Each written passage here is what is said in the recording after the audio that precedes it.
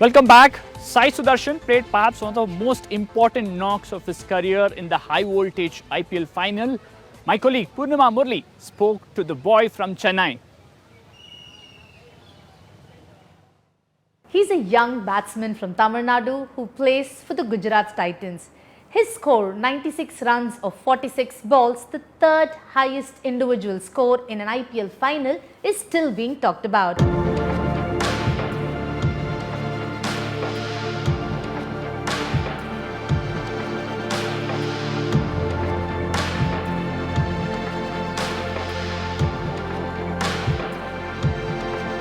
Joining us is none other than Sai Sudarshan.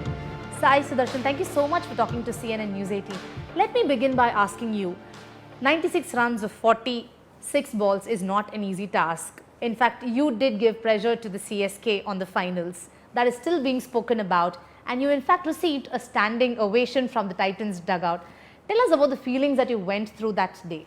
I mean, it's definitely special to get credits or standing ovation or appreciation from your own teammates. So I think it was very special for me and very special for my family as well. And really happy that I could contribute for the team in such a big event or important game, which was the final of the IPL. Well, because you're a CSK fan, you must also be a Dhoni fan. Tell us your interaction with Dhoni. What was the advice that he gave you when you had an opportunity to meet him? I mean, yeah, I got an opportunity to speak to him for 10-15 minutes here after the qualified one. So I think we spoke a lot about cricket and knowing more of yourself. And I think it is very useful as well, and I will take it going forward, definitely. Well, coming back to your performance in the finals, tell us about Hardik Pandya and the kind of leader that he is, and how different was it for you to work under his leadership? I think I would definitely like to share one of very good thing which happens always happens in the team. I think everyone in the team will accept this as well. Hardik Bhai creates a platform or a stage for every cricketer in the team. Not only me, every cricketer in the team. I think he creates a great stage and platform for them to showcase their talent to their fullest and express themselves as themselves in the very current situations or very important games. I think that has been very important for me because last year it was everything was new for me. So I think those environment, those kind of things coming from Hardik Bhai and the environment which they put us in, I think it made very easy for me to uh, believe that I belong to that place, or I could also be part of this team. So I think it was very useful, and it was very what to say. I would like to thank the support staff as well, because I think that is more important than anything else. Well, indeed a pleasure talking to you, Sai Sudarshan, and all the best for the next year. Thank you. Thank you. Thank you for having me. Thank you.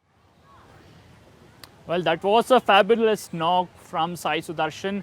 Time to look at what else is making news down south.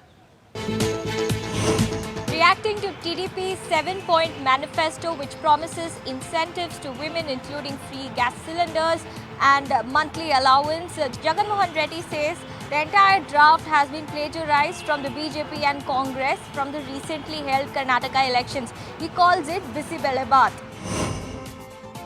Earlier this week, the Telangana High Court granted anticipatory bail to Kadapa MP Y.S. Avinash Reddy, who is facing a probe in connection with Y.S. Vivekananda murder case.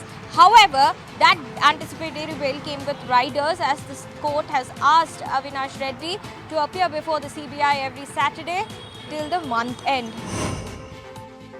A sea of pink across the state as Telangana Chief Minister K. Chandrasekhar Rao kickstarts celebration to mark the 10th year of the State Formation Day.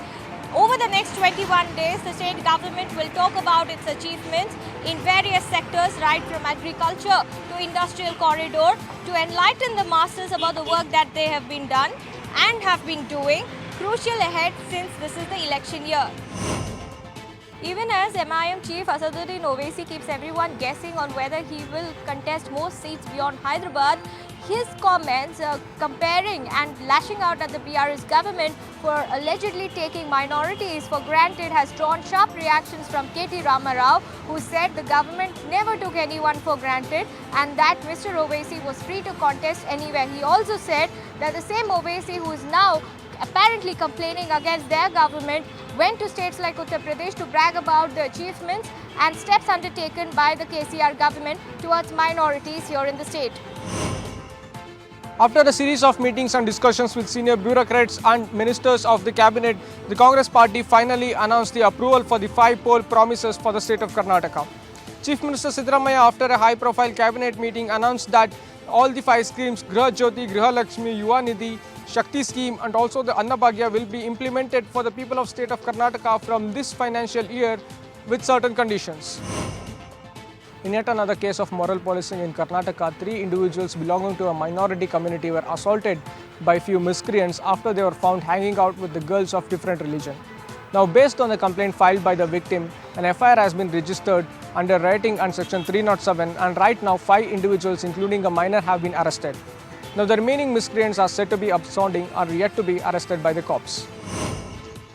A day after Bruhat Bengaluru Mahanagara Palike Contractors Association wrote letter to BBMP Chief Tushar Girinath and demanded him to clear all the construction work pending bills of worth Rs 2,500 crores, the Karnataka State Contractors Association President D. Kempanna met Karnataka Chief Minister Siddharamaiah at his residence in Bengaluru on Friday and requested him to review all those pending bills and clear them as contractors across the state are going through difficult times. A coach of the Alapura-Kannur Express executive train was set on fire when the train was stable inside the Kannur railway station. The incident happened at around 1:30 a.m. on Thursday. The police is investigating into this and they say that as of now it's sure that this was a deliberate attempt. It was the same train which Shahrukh Saifi had attacked almost 2 months back. So the police is also investigating if these events are connected, is there any links to it. So all angles are being investigated by the police at the moment. Bishop Franco Mulekil has resigned as the Bishop of Jalandhar Diocese. Pope Francis has accepted this resignation. Apostolic Nunciature says that this is not a disciplinary measure but was done pro bono for the good of the diocese. The Kottayam court had acquitted Bishop Franco Mulekil of all the charges against him and the complainants had approached the Kerala High Court against this acquittal. Controversy over Loka Kerala Sabha regional conference which will happen in US from June 9 to 11th. Kerala Chief Minister Pinarayi Vijayan will be participating in this regional conference. Opposition has raised allegation against this. Former opposition leader Ramesh Chennithala said that this is a farce and the idea is to collect money from big businessmen. He went on to allege that money is being collected in this name and there is no records of how this money is spent. Well, that's all we could pack in this edition of Sensational South. We'll be back next week with more stories from South India. Thank you for watching.